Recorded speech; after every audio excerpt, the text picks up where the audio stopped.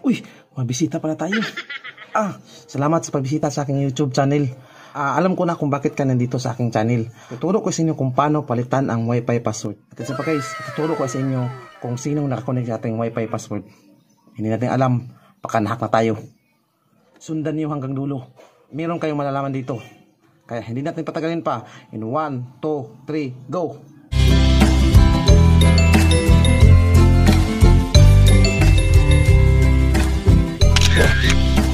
Hello guys, nandito na naman tayo. Gumawa ako ng part 2 sa aking isang video kung paano palitan ang ating Wi-Fi password at saka admin password. Maraming nag-comment sa aking video na hindi nila mapalitan ang Wi-Fi password nila. Ngayon, mag-actual tayo. Sundan lang po ninyo hanggang dulo para hindi ma-miss yung mga tinuro ko. Actual po ito guys, step by step. Itong modem na ito ay sa kapitbahay ko na hindi na nila ginamit kasi naputulan sila. Ngayon, gagamitin natin ito, palitan natin ang Wi-Fi password at saka admin password. Tulad ng sinabi ko guys, sundan lang po ninyo hanggang dulo. Imposible na hindi kayo makapasok. At huwag kalimutan guys na mag-subscribe sa aking YouTube channel. I-share ko sa inyo yung mga sekreto, yung mga setting ng ating mga modem. Marami kayong matutunan dito guys para hindi tayo ma-hack yung mga Wi-Fi natin. Ito na guys, umpisa na natin. Mag-login na tayo. Punta na tayo sa Google Chrome. Type natin ang 192.168.1.1. Tapos, may nakalagay, your connection is not private. Click lang po natin ito. Tapos, nandito na tayo sa username at saka password. Ang default password ay admin, small letters guys ha. Then, ang password 1234 or nandoon sa ilalim ng inyong modem. Doon makikita ninyo ang admin default password at saka Wi-Fi password. Ayun na, mag-login na tayo gamit ang default password natin. Ito na, hihingi siya ng bagong password para makapasok tayo sa dashboard ng PLDT Fiber. Gawa tayo ng admin password, tapos 2.4 na SSID password, then 5G na SSID password. Dito, nahihirapan sila magpalit ng password. Basta guys, sundan lang po ninyo yung ginawa ko. Madali lang ito. Ito na po yung password ko sa admin password at saka 2.4 password at saka 5G password. Para hindi natin malimutan guys. Kasi pag cellphone, hindi makikita yung password. Kapag gumawa tayo ng password, mas maganda na hindi natin malimutan. Ito, kagaya ko guys. Sinulat ko para hindi natin makalimutan. Mas maganda na PC or laptop yung gagamitin ninyo kasi kapag gumawa kayo ng password dun sa admin ay makikita yung password. Yung sa akin, ginamit ko cellphone lang, sinulat ko para makita ko yung password. Kahit na mag-login kayo sa PC at sa laptop, mas maganda na meron kayong ganito para hindi ninyo malimutan. For sure guys ba? Baka napansin niyo guys na iba yung password ko. Ito yung may malaking B, H at saka D. 1 to number sign, 1 to number sign, 1 to number sign. Sa hindi pa ninyo napanood sa isa kong video, meron pa akong isang password doon, baka makapasok kayo. Pag hindi kayo makapasok, dito kayo. Ituturo ko sa inyo actual. Kapag gumawa kayo ng password guys, kagaya nito, Roberto 1234567, isasalin niyo ang malaking B at saka 1 to number. Walang space kaysa dapat magkadikit sila. Walang space. Para lang tayo makapasok sa dashboard guys sa PLDT Fiber. Kasi stricto sila. Parang mahirapan tayo. Ngayon isi-share ko sa inyo. Baka itong video na ito ay makatulong sa inyo.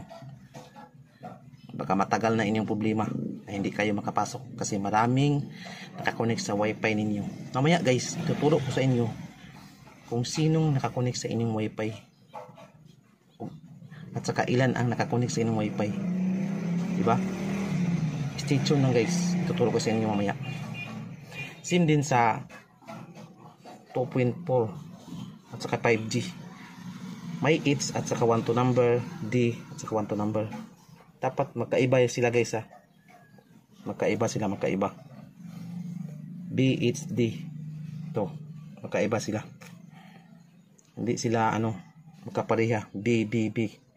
Hindi. Dapat magkaiba. Para lang makapasok tayo. Short letters lang guys. Oh. Short name lang. Ginawa ko Robert, Rubin, my wifi. Tapos, number na yun.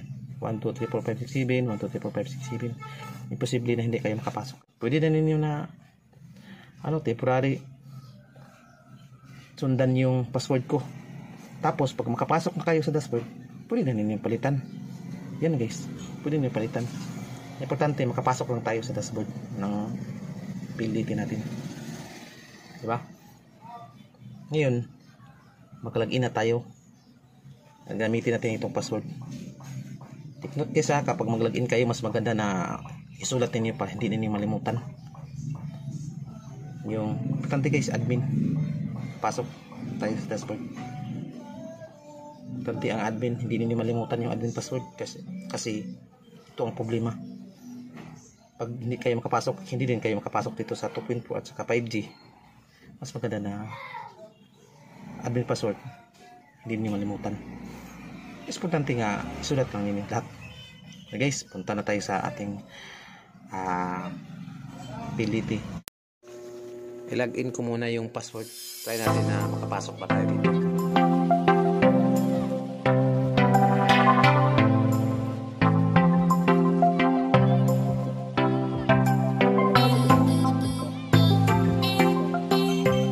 Ito na guys, may lumabas na password confirm is different from new password. Ibig sabihin ito guys ay parang hindi magkatugma yung password natin sa confirmation password natin. Parang hindi sila magkapareha. Ngayon, i-okay natin. Tingnan natin kung saan ba tayo nagkamali sa ating paggawa ng password din pag-confirm sa ating password. Yan. Nakita ninyo yung admin natin guys. Doon tayo nagkamali. May blank. Dito tayo nagkamali guys sa confirmation ng ating admin password. Ito guys. Yan. Dito tayo nagkamali. Uulitin na natin yung password natin sa admin kasi doon tayo nagkamali. Hindi sila magkapareha sa confirm password. Type natin ulit yung password para makapasok tayo sa dashboard. Mas maganda talaga na laptop or PC kasi pag cellphone hindi natin makikita.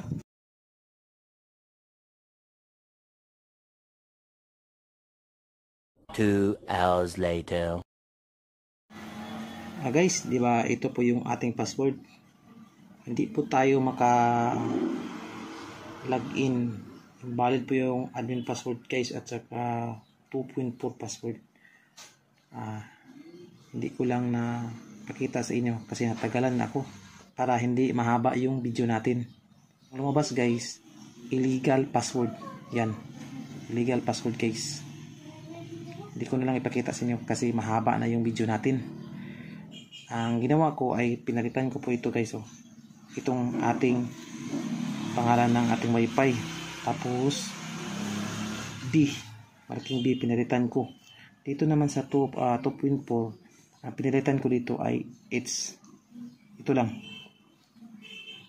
Ito lang guys, ang pinalitan ko. Tapos nakapasok na ako sa sa dashboard ng ating PLDT. Pag illegal password guys, palitan na po ninyo itong pangalan. Wag na ninyo palitan ito. 1, 2, 3, 4, 5, 6, 7, 1, 2 number. Ito lang guys. Pangalan ninyo or ito lang inyong palitan. Try lang ninyo nga ito ang inyong palitan. Itong BHT. Try lang sa inyo guys. Baka ito makapasok po ito sa inyo. Pero sa akin, hindi nakapasok yung ito. Tulad ng sinabi ko kanina na ito lang malaking number. Palitan na ninyo. Baka makapasok kayo dyan. At saka ito na po yung final password ko. Yan. Ito po yung ating first na password. Tapos ito ng pangalawang password na nakapasok tayo guys. Ito na yung new password natin na nilagin ko kanina.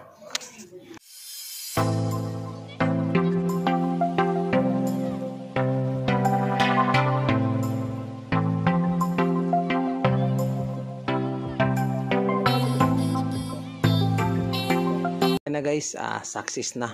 tinanggap na ng PLDT yung password natin. Kapasok na tayo dito. Then guys, pasensya talaga guys na yung password ko, yung first password ko hindi nakapasok. Pasensya talaga guys kung paano kapag naka-encounter kayo ng ganyan klase illegal password. Pagkatapos guys ay connect tayo sa wifi natin, yung bagong ginawa natin na password. Tapos mag-login tayo sa bagong admin natin.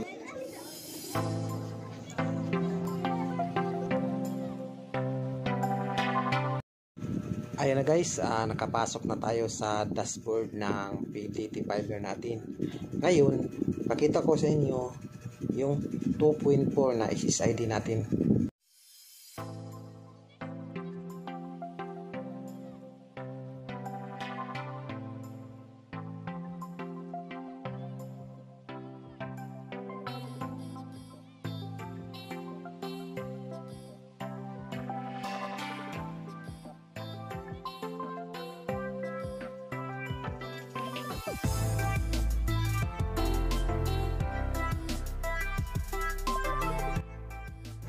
Puntahan natin yung 5G para makita ninyo yung password.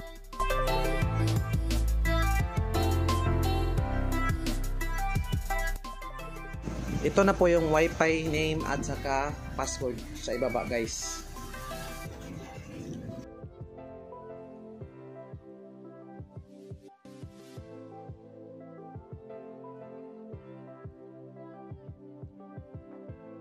Ngayon guys, pakita ko sa inyo kung saan natin makikita yung nakakonect sa ating wifi na device. Kung ilan nakakonect sa inyong wifi.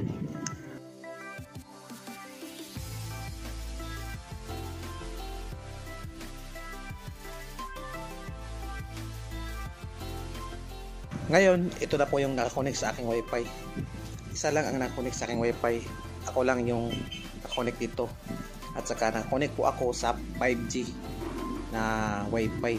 Sana meron kayong natutunan sa aking YouTube channel. At kung meron kayong natutunan, pa-subscribe naman oh. Salamat. See you for the next video ko.